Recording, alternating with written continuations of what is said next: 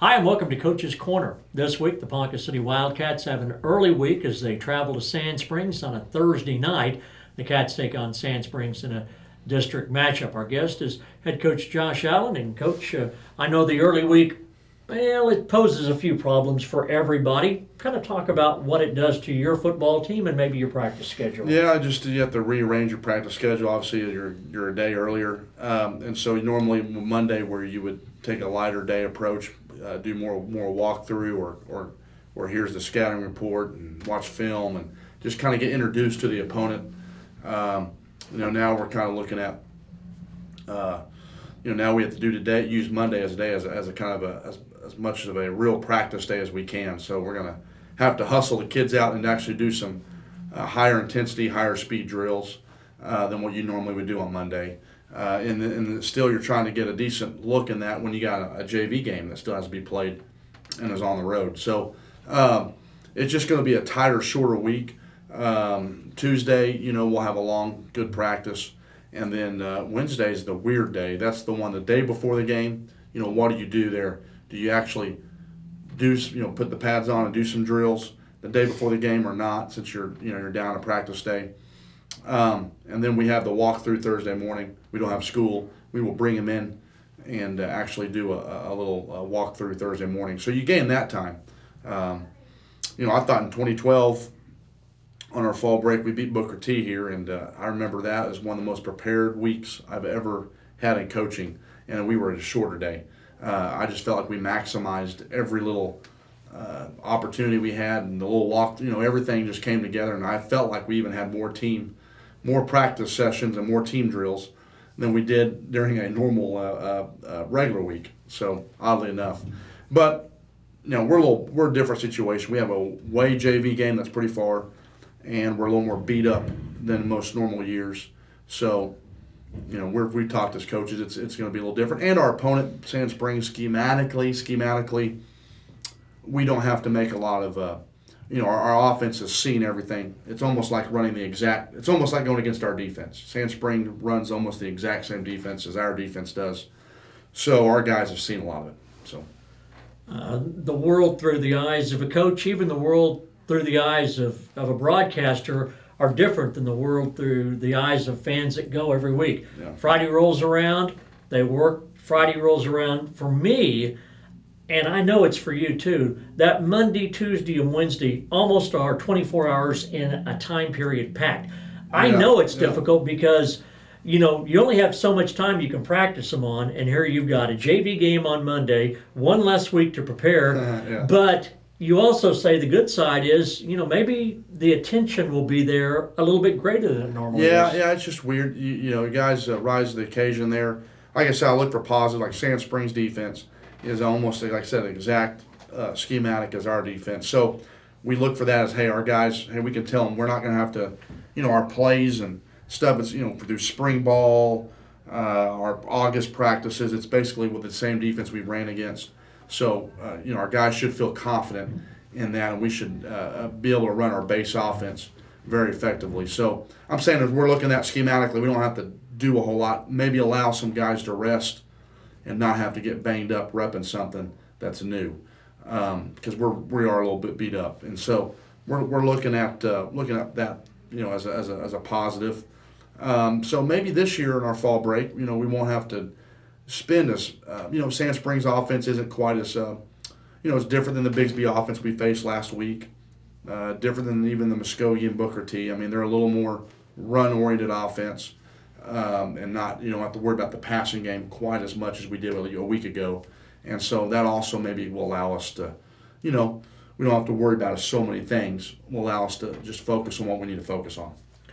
To the Bixby ball game Friday night where the Wildcats lost 43-21. Coach, we got behind early, but we did a lot of good things in that ball game.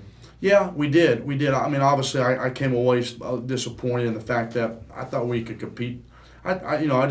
You're right. Here's where I was super proud. I was proud of our defense. I was so proud of the way our defense played, honestly.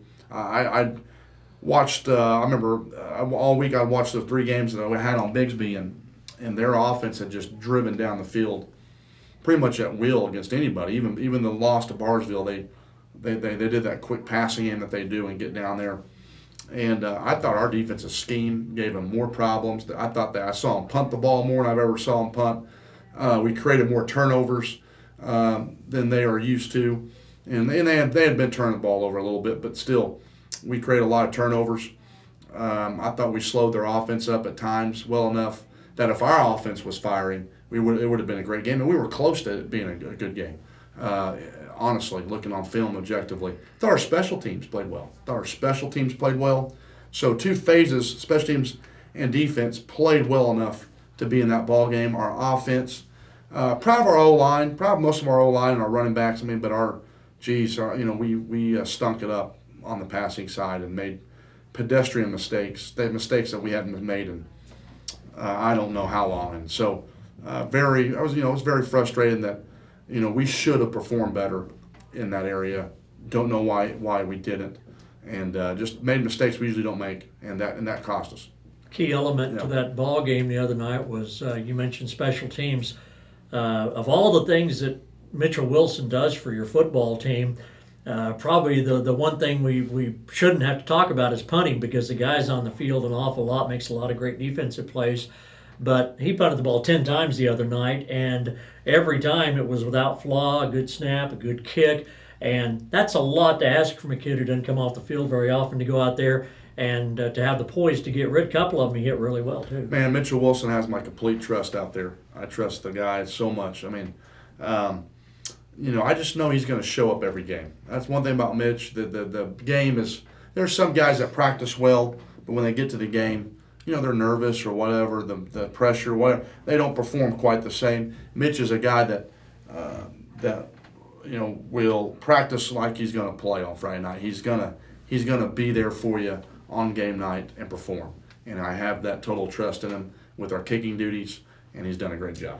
And that's very important, because if a coach, and you have several guys like that too, but if you trust them, then that's one less thing to worry about Monday through Friday, and especially on Friday night. I know he's not the only one, but that is a part of the game that people, I don't think, maybe understand quite as well as they should, is that there are certain players where you don't even have to worry about during the preparation and or the game. Yeah, he's one of them. I just know that he's going to prepare himself during the week for his defensive position and for his special team duties. And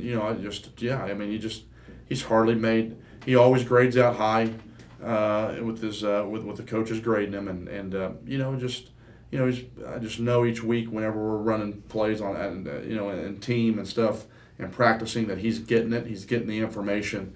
He's understanding what's going on, and just trust him. By this point, he's done it so much that you're right. That's one less thing. We don't worry about him and his kicking duties or his defensive duties. Mitchell Wilson, we trust him. The Wildcats the other night are already pretty thin at wide receiver, and you look up and all of a sudden a thin squad became even thinner because two of our wideouts got hurt during the game, and you have to be proud of the young guys you sent in because they did a good job too. Yeah, they did. We worked. I was proud of all those guys, unfortunate, man. This is my fourth year and this experiencing a little bit more than we usually have had in years past this time, but we've experienced an injury bug this year, and it's played a factor a little bit, and it's played a factor a little bit in some of our offensive production, a little bit. But we still got guys that I'm proud of that are coming in.